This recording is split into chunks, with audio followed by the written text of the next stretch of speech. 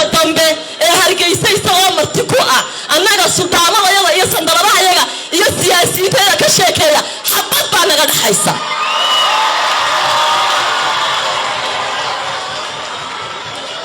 anigoo kaliya ayaa hargeysa ku dhex baani kara ma baani kara ninka burcad ka yimiday sandaladaydana kama hadli karo farxad gooni ay ii samaynaysaa waxaan halkan maanta waxaan helay garba aan ku duulo oo ka mid yahay Suldaan Sabayste iyo Suldaan Qabiile iyo Suldaan Maxamed waxaan leeyahay anigu maanta cid ma jawaabay cidna lama hadlaye ragayga israacay taawada baan idin leeyahay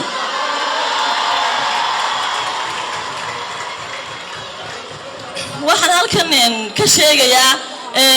marka aynu ku daba faylno suldaamadeenna ayaabay maqaalifadeen iyo qurux banaanaysa taladeennuna waxaan idin sheegayaa inaynu ku daba fayleyno qodobadii la soo saaray ee ay suldaamadasi soo saareen dawladdu haddii ay fuli weydo iyadaa ka sheekayn doonta waxa ku dhaca waxaan anigu halkan maanta ka leeyahay waan hanjabayaa maanta waxaan leeyahay ninka dambe ee hargeysa isagoo marti ku ah annaga suldaanadayada iyo sandaladahayaga iyo siyaasiyiinta ka sheekeeya xabad baa naga dhaxaysa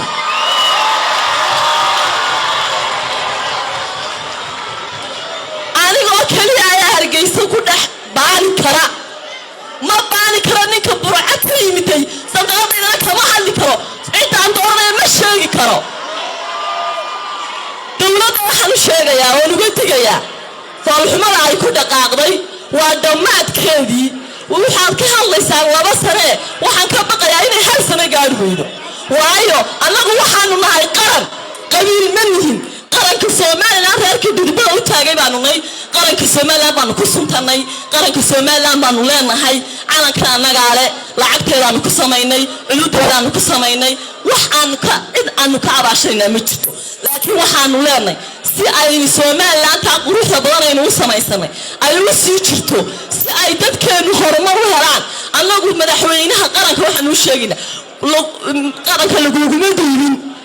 inaad gurigayaga dib ugu soo noqotee waxaa lagugu dibay inaad aqoonsi doonto halkan waxaan ka hadalkayga waan soo gaabinayaa baryatan ma jiro waxa dambe faragelin inagu sameeya gacan baynu iskaga qabanaynaa halkan waxaan ka salaamayaa dhammaan salaadiinta waxaan halkan ka xusayaa oo maanta inala jooga